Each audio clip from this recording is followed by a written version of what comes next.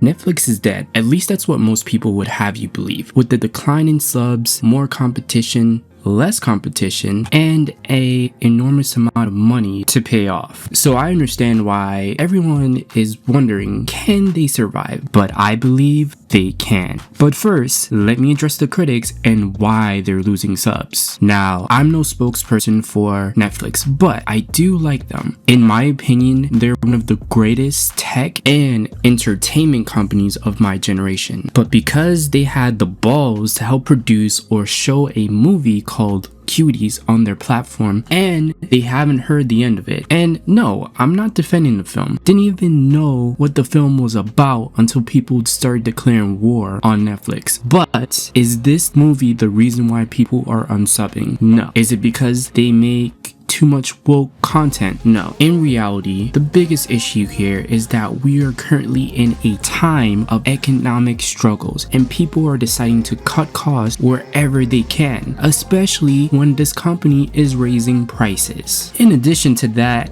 not to be snitching or anything, but we are also living in time of the great digital pirate era. There are so many ways to keep up with your favorite shows and movies in high definition without paying into a service. So it's not surprising people would choose the path of least resistance. Alright, so we know what the problem is here. So what's the solution? What can they do? It's fairly simple. It's a concept that's been passed down for generation. Give it away. You what? Hear me out. Most of Netflix subscribers are loyal, but that loyalty comes with a price tag. For most subscribers, they can't afford a subscription that exceeds $35. That would defeat the whole purpose of switching from cable to Netflix. Speaking of cable, there is this market that's completely untapped by them that they have no complete control over. It's the people who use antenna. When it comes down to antenna, you don't really pay into it. You just buy your antenna, connect it to your TV, and put it in a location where you can get the perfect signal. Now, most of these people who have that also have internet, and Netflix has a low entry for you to stream their shows. So if you have a streaming service, right, for free, and then you also, these people have antenna, they're gonna be more likely to switch to Netflix or have Netflix in addition to what they already have for antenna. And the main reason why this market is untapped is because cable has to provide the customer with equipment, they have to provide the customer with lines into their home or into their neighborhood. So there's a lot of costs that would come with cable just to have a customer at that address. But if you're streaming, again, low entry, all you need is internet, a device that supports Netflix, which there are a lot of devices for that, and you have Netflix. So if there's an entry for free, then again, it's not going to be hard for these people to switch over. In addition to that, you would have a higher retention rate when it comes down to losing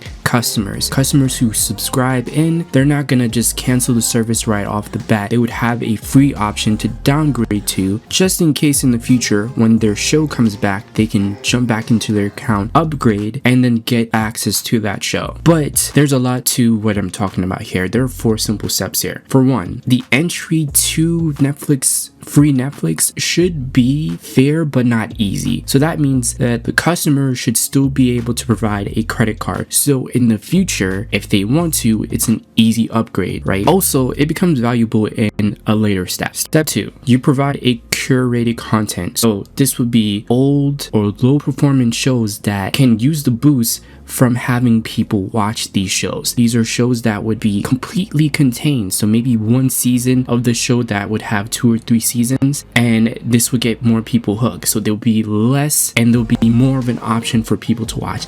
And because there's ads there, you're still making some form of money because there's no skip button there. They just jump in, they watch, they get an ad, they watch later on, and then they're done. Step 3, adding digital rentals, and suggest the customer to upgrade to get the unlimited library. So for digital rentals, if there is a movie that is being provided by Netflix and this customer wants to watch that, then what they can do is pay like, I don't know, like $5.99 to gain access to that movie for the entire time that it's on Netflix. Or if you want to be stingy, you could just be like, I don't know, like 2 days that you get to watch it. This is where that credit card came in clutch, because now there's more money coming in. You have ads, then you have digital rentals, and you are suggesting to that customer to upgrade to a higher package. Many ways to make money in this way. I don't know why they're not doing this. To sum it up, what this will do is increase more potential subs who are willing to make a small purchase that's not reoccurring. It would